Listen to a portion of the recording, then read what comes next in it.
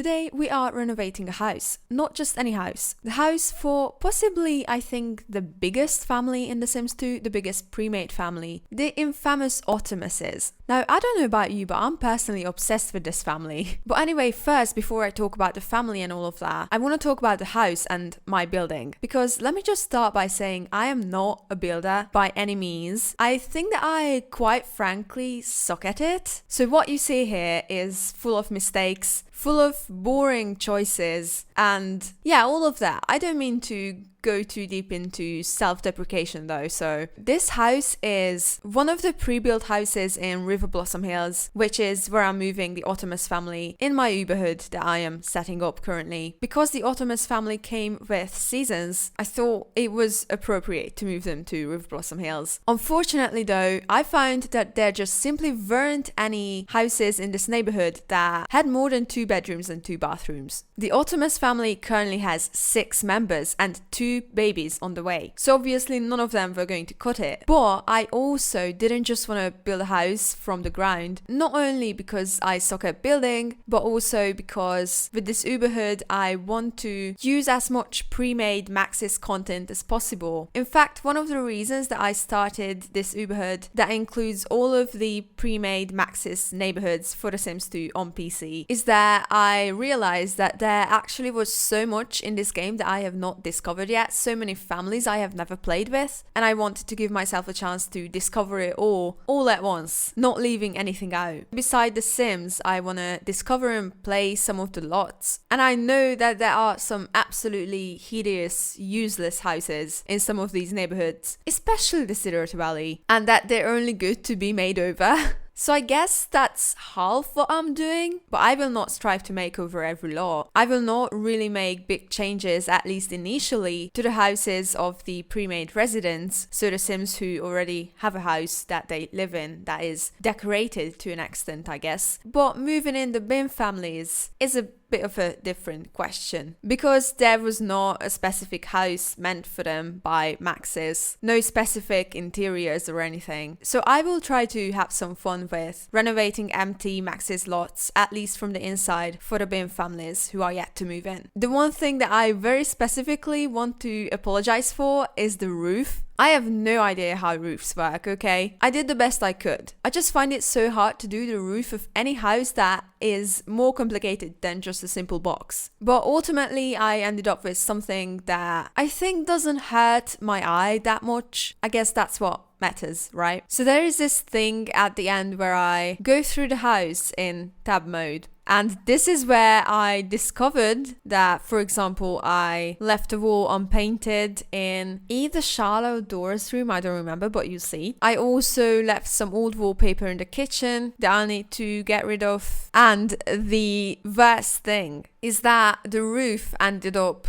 coming through the walls and the ceiling. So that's kind of awkward. That's actually very awkward. And I don't know what to do with it. I'll try to do something with it. But like I said, I suck at building, so I may not be able to figure out, so I may just leave it like that. Like it's not visible in normal gameplay, so it should not bother me that much. Yeah, so a lot of things may be really awkward in this house, but I had to do this, and while I was at it I just thought, why not record it? I had never done a speed build before. Simply, I just think I'm not good enough of a builder for it, but I was thinking about it. I have to admit that there is something satisfying in watching back this renovation. I don't know if any of you enjoy it. If you do, let me know. Maybe next time I'll try to do something that's not on such a tight budget, and then I'll have more freedom to decorate to my heart's extent. Oh yeah, that's another thing. I will never go above the budget that the family has, so I can't go crazy with decoration, which is somewhat a comforting thought, because if I was allowed to fill every single room with clutter, I don't think I would be finished with moving these families in ever. So I think it's a good kind of limitation for me to try to make something functional and moderately nice looking for these families. Okay, I'll talk about this specific house now, okay? I'll finally get to the point. So the Ottomas family family actually has a budget of around 35,000 simoleons. So obviously I had to make this house a whole lot bigger, and it ended up with 6 bedrooms. Now, I don't know if I really needed 6 bedrooms or if 5 would have been just enough. Because in the Ottomas family, in case you're not familiar with them, we have 2 parents, Peter and Samantha Ottomas. We have Dora, the grandmother. We have David, a teenager who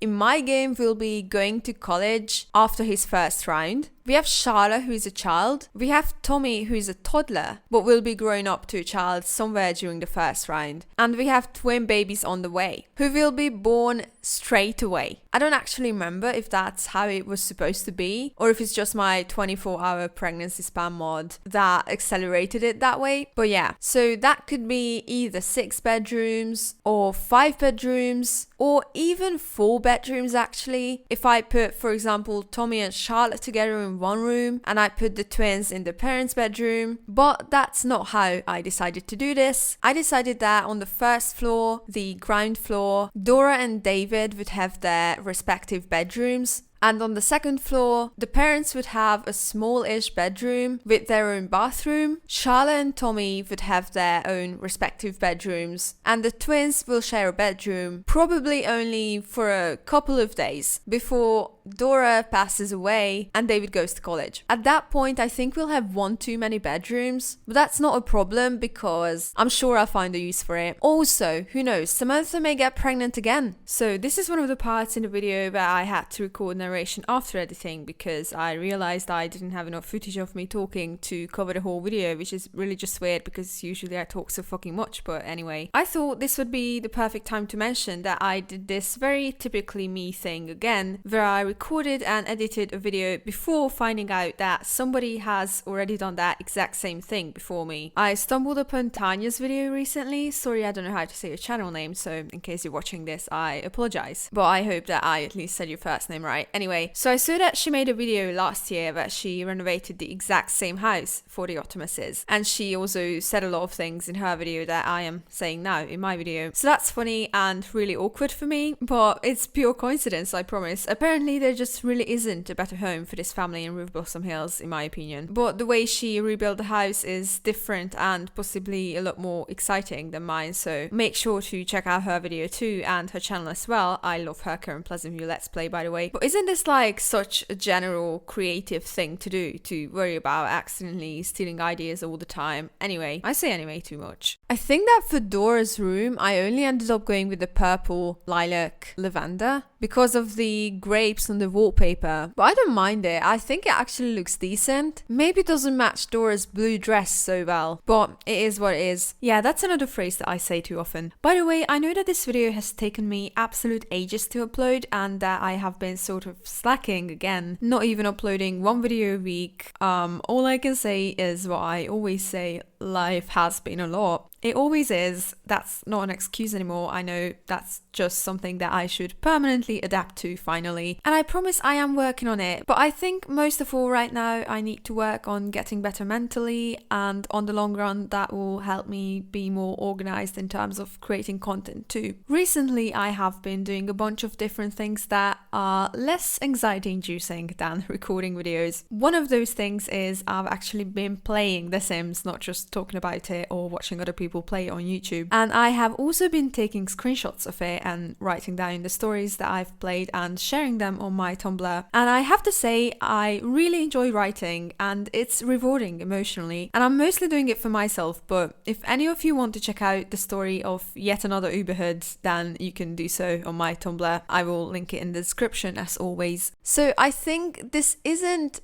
like a huge renovation. I tried to actually make not a lot more than the necessary changes. So obviously the house got bigger, but I tried to keep to the original floor plan and some of the original vibe of the interior design. So I kept some wallpapers, some floors. Some of it may look a bit out of place now actually, like the wallpaper in the kitchen. I just kind of thought that by myself, I always make the most boring colored rooms, not really the bedrooms. I usually pick 1 or 2 unique colors for a bedroom, but the bathrooms and the kitchen, I usually end up just sticking with grey and white and beige, sometimes even yellow. So I was actually excited that the original kitchen was like a lilac color, because that inspired me to stick with it and still try to make something less wild looking out of it. I don't know if I succeeded. Also, I kind of hated working with the olive color windows, but again, I wanted to stick to it just because I didn't want to change so much of the original vibe. But it was difficult trying to match the colors of all the bedrooms to this olive green somehow. Let's talk about the rooms. So because of the lack of budget, I used minimal decoration. Everybody got like one piece of decoration in their bedroom. Dora got some family pictures. David got this rock poster,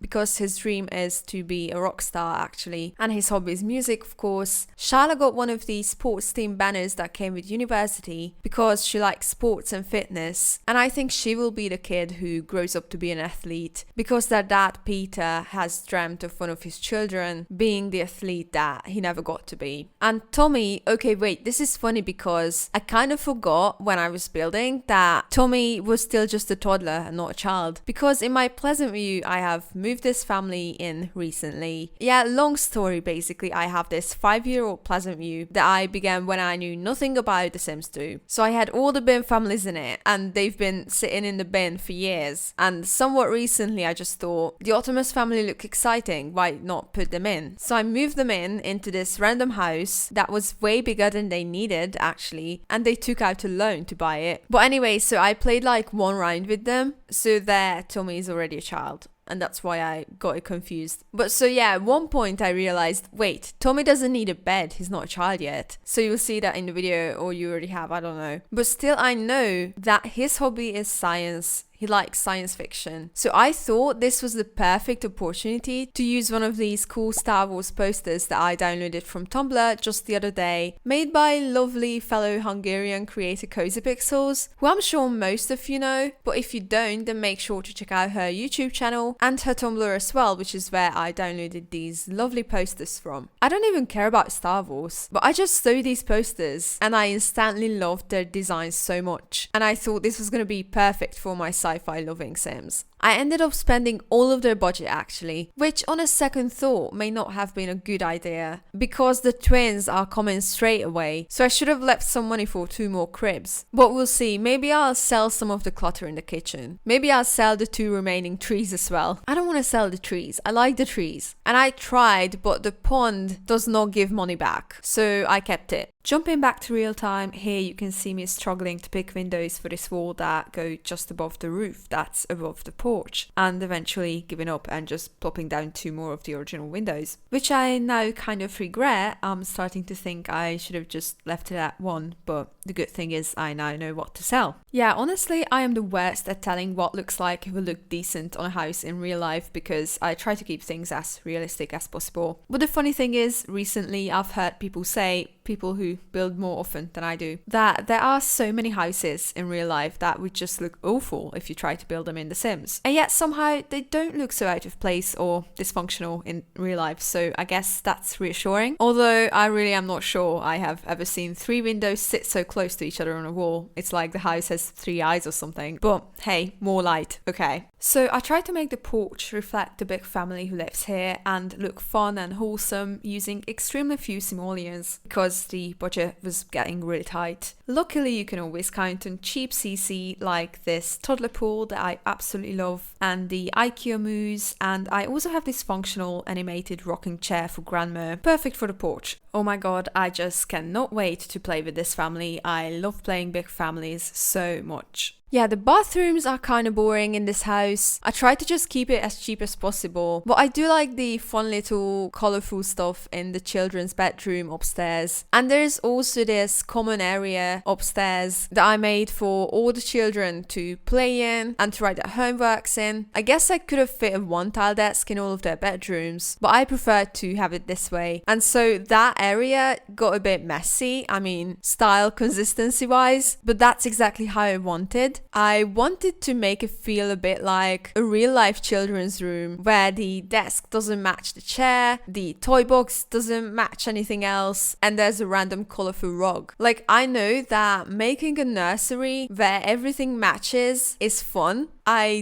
do like doing that too, actually, but I think that it's more realistic that children have all sorts of random stuff in their room, especially in a family that is not rich. You know, they wouldn't care so much about the stuff matching in a children's room. They're happy that they can give their children the essentials. And those were some of the cheapest stuff. Like that chair I know is very cheap. And I also just find it lovely. And also there's many children, many different favorite colors and stuff. So yeah, it makes sense for me. Yeah, so that was it. I hope some of it was enjoyable in a way. If you want to know about any of the CC items that I used, any specific ones, then feel free to ask me. I'll probably be able to answer. But don't ask me to list all of it because I can't. Alright, like and subscribe if you feel like, and check out my socials and my coffee in the description if you feel like supporting my ambitions in running this channel. Thank you so much for watching, and I will see you next time. Bye bye!